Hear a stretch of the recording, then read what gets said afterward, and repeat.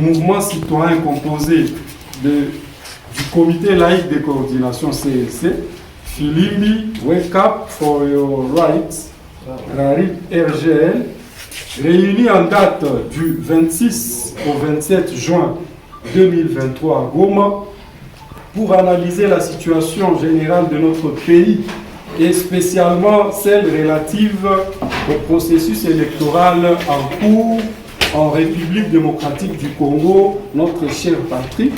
Tenons à signaler à l'opinion tant nationale qu'internationale ce qui suit. 1. Notre pays, la République démocratique du Congo, traverse un moment de turbulence sécuritaire et politique grave au risque d'une implosion suite notamment à un processus électoral totalement mal engagé, l'opacité du processus électoral entretenu par la CENI inquiète, au-delà du manque de consensus, d'inclusivité et de transparence, plusieurs irrégularités ont été enregistrées dès le lancement du processus d'enrôlement des électeurs.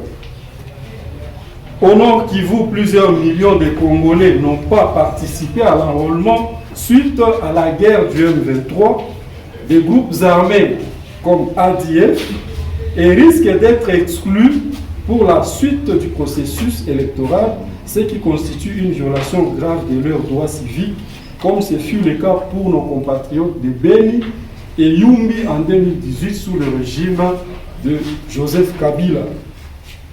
La situation sécuritaire totalement instable et volatile, accentuée par l'occupation de 3 territoires, à savoir Rutshuru, Nyiragongo et Masisi par les éléments du M23, les tueries à Beni par les ADF et en Ituri par des éléments Maï Maï, Kodeko, les éléments communautaires à Kwamut, ainsi que la sécurité dans la l'insécurité dans la ville-province de Kinshasa et l'activisme du parti au pouvoir à travers le pays, particulièrement à Kinshasa et à Lubumbashi.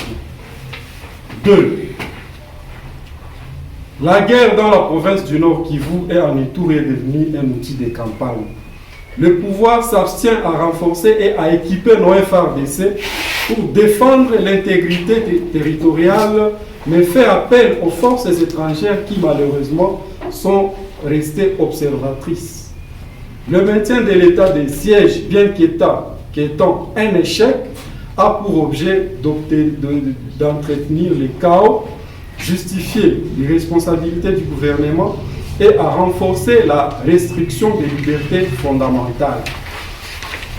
La République démocratique du Congo enregistre depuis l'arrivée du président Félix Tshisekedi au pouvoir un recul remarquable en matière de démocratie, du respect des droits humains et de la liberté d'expression ainsi que des manifestations. Nous assistons à la restriction de l'espace démocratique avec un musellement sans motif de l'opposition politique, à une série de répressions brutales et sanglantes des manifestations de l'opposition, des mouvements citoyens ainsi que de la société civile. Les enlèvements, arrestations arbitraires et inhumaines ne sont pas du reste et les cas les plus récents sont ceux de au Nord Kivu. Nous pouvons citer Mwami Sionjugo Kim qui est un activiste de la lucha arrêté à Goma, Delcat Idengo qui est un artiste musicien arrêté à Goma, Fiston Isamiro, militant de la Véranda Motsanga arrêté à Beni, 19 citoyens arrêtés et condamnés lors des manifestations anti-MONUSCO à Goma. Jusqu'aujourd'hui, ils sont détenus sans qu'on sache quel est le sort qui leur avait été réservé.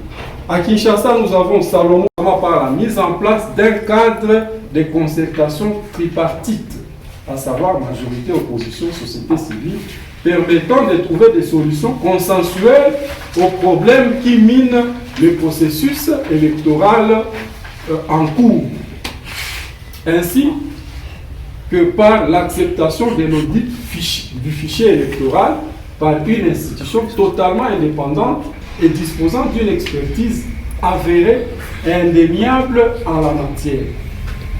Réclamons l'indépendance de la justice, surtout celle de la Cour constitutionnelle qui doit faire preuve d'une grande transparence lors de la proclamation définitive des résultats et du traitement des contentieux électoraux. Exigeons la libération des activistes, des prisonniers politiques et d'opinion sans aucune condition préalable. Réclamons le respect par le gouvernement et les services de sécurité des droits de manifestation et des libertés d'expression. Exigeons la levée immédiate, sans aucune forme de manœuvre politique, de l'état de siège au Nord Kivu et en Ituri, qui a largement échoué. Exigeons la libération des territoires occupés par les M23, RDF et ATF afin de permettre à nos compatriotes vivant dans ces zones de participer au processus électoral et de regagner leur zone, leur milieu naturel. Appelons le peuple congolais à la résistance et à la mobilisation générale pour faire échec à tout plan visant à dépasser les délais constitutionnels au pouvoir et à torpiller le processus électoral ou à falsifier les résultats des votes. Appelons la communauté internationale à travers toutes ces organisations œuvrant en RDC d'assumer leur part des responsabilités face à la situation actuelle de la RDC, qu'il s'agisse du processus électoral ou de l'insécurité qui mine notre pays, et l'exhortons à accompagner le processus électoral en cours jusqu'à ce que nous puissions obtenir un processus transparent et inclusif. Cela étant, des actions de grande envergure seront annoncées dans un avenir proche si rien n'est fait. Debout Congolais, hali ya nchi haiko tena nzuri.